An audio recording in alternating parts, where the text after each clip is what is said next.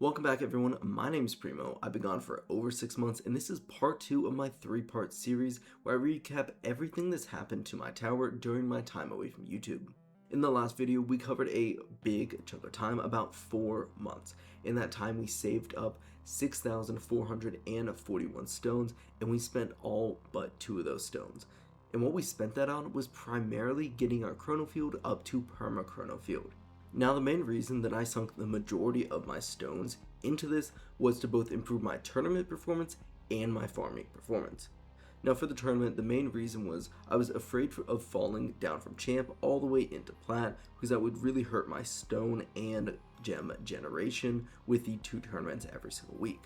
But since getting perma chrono field, I've seen almost no benefit from actually getting this. While I haven't fallen down to plat at all in this time, there hasn't been any significant boost that I can actually see to my performance in any of my tournaments. On the other hand, there was a massive boost in my farming. Before getting perma chrono field, my farming was at tier 12 around wave 7,500, and after getting perma chrono field, it's all the way up to about wave 8,900. Now the coins had a massive boost. We went from 30 to 35 trillion per run to a massive 103 to 107-ish trillion per run.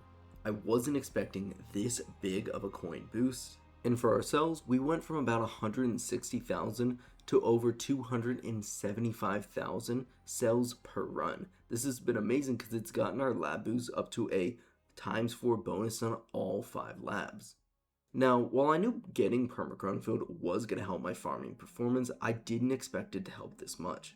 The main benefit that it's bringing me is just a 100% uptime to that 25% damage reduction, and that is what primarily gave me that giant boost of about 1400 waves.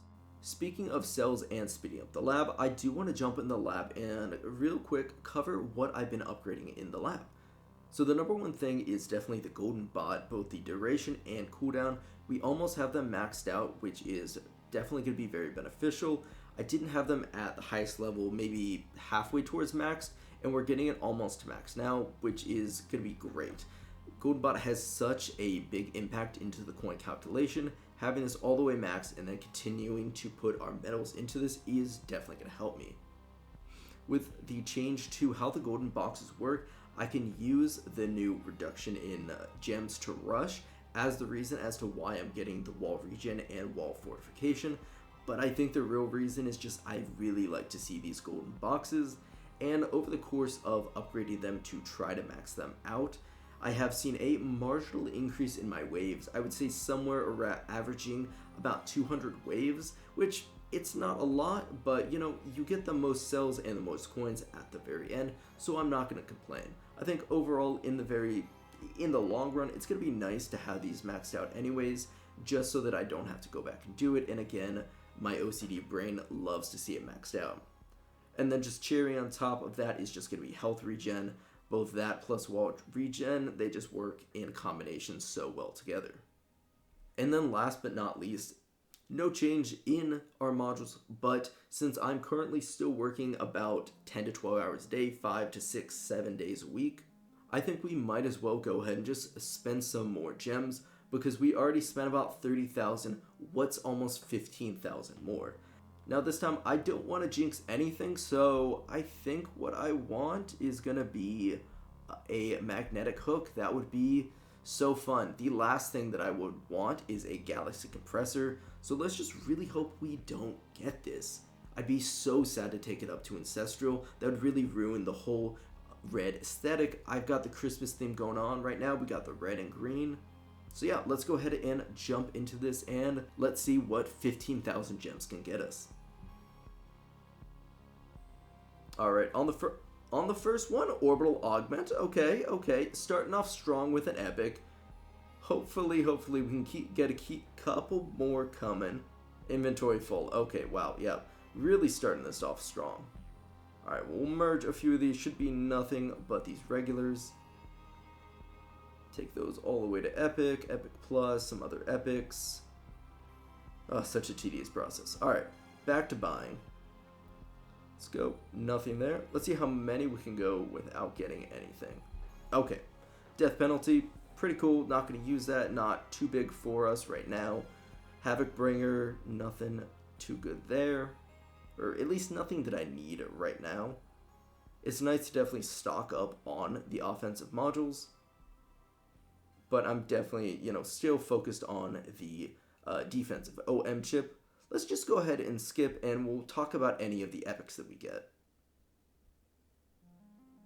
Okay, Pulsar Harvester, not too bad. I'm never going to say no to any module. Harmony Conductor, very cool. Anti-Q Portal, I think that's 3 in a row that we've gotten one. Alright, 4 breaks a streak. Wormhole Redirector, great. Astral Deliverance. Honestly, we are hitting a lot of epics. This is pretty good pull rate so far.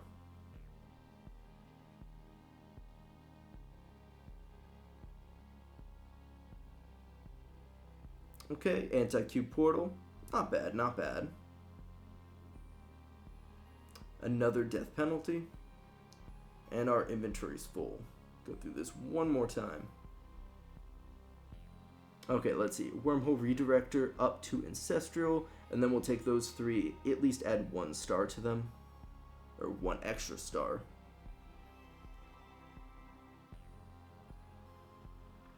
Perfect, and we have 6,700. These gems are flying by so fast. Another Pulsar Harvester, pretty cool.